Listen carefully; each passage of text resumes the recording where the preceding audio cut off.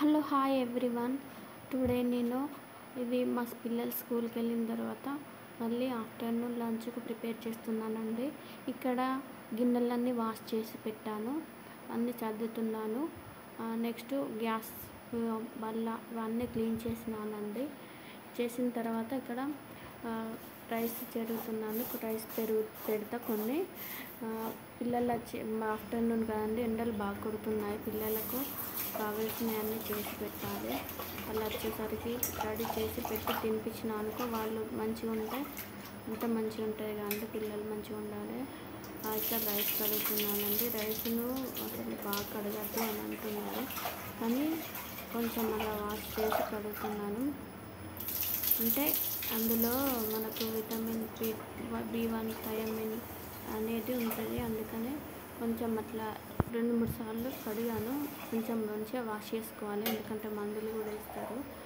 Wash చేసుకొని పెట్టుకున్న తర్వాత ఇక్కడ 2 గ్లాసుల బియ్యానికి ఒక 2.5 అట్లా పోసాను, చేతికి ఇక్కడికి వచ్చే వరకు పోసిన తర్వాత ఇక్కడ కర్రీ చేస్తున్నానండి. నెక్స్ట్ కర్రీ చేస్తా, చిక్కుడుకాయలు కర్రీ చేస్తా. చిక్కుడుకాయ కర్రీ మెంతాకు ఉల్లిగడ్డకు ఇక్కడికి రావాలి, అలా చూసి పెట్టుకుంటాను నేను ఎప్పుడు. కానీ మీరు ఎలా చేస్తారో కామెంట్ సెక్షన్లో చెప్పండి. ఇక్కడ చిక్కుడుకాయలు కట్ చేశాను. చిక్కుడుకాయలు రెడీ చేసి కడిగి పెట్టుకున్నాను. దానికి సరిపడా ఒక పావుడు ఆయిల్, ఆవాలు, జీలకర్ర వేసాను.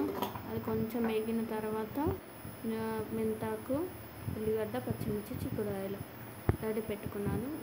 తర్వాత మెంతాకు వేసి పచ్చిమిర్చి ఉల్లిగడ్డ వేసి కొంచెం బ్రౌన్ కలర్ వచ్చేలాగా ఫ్రై చేసుకొని తర్వాత అల్లము, ఉప్పు, పసుపు యాడ్ చేసుకోవాలి.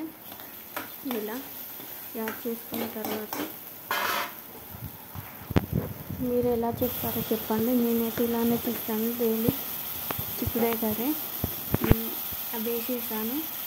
అవి చిక్కుడుకాయలు వేసి కొంచెం ఫ్రై చేసుకుంటాను. ఫ్రై చేసుకున్న తర్వాత ఆలోపు కొంచెం ఫ్రై అయిన తర్వాత కారం వేసి టమాటాలు కట్ చేసి పెట్టుకుంటాను. ఇక్కడ ఇలా ఫ్రై చేసి పెట్టుకోవాలి. ఇలా చూడండి, అలా ఫ్రై చేసుకున్నాను. ఇక్కడ నేను టమాటాలు కొన్ని తీసి చూసిన కట్ చేసేద్దామని, కానీ కొన్ని టమాటాలు అంతా పాడైనాయి. అందుకే అలా కింద వేసేసాను. కుండి కాలేదు, అందుకనే అలా వేసాను. నెక్స్ట్ ఇక్కడ ఒక మల్లె చెట్టు పెట్టాను, అది పెరుగుతలేదు. దానికి ఏమన్నా రెమెడీ ఉంటే చెప్పండి. ఇక్కడ వాటర్ పోసాను కొన్ని. ఓకే ఫ్రెండ్స్, చూడండి. నెక్స్ట్ మళ్ళీ కర్రీ కారం వేసి ఒక 2 స్పూన్ల కారం వేసి వాటర్ పోసి కొంచెం ఉడికిస్తున్నాను. రైస్ కూడా అయింది. Okay friends, thanks for watching.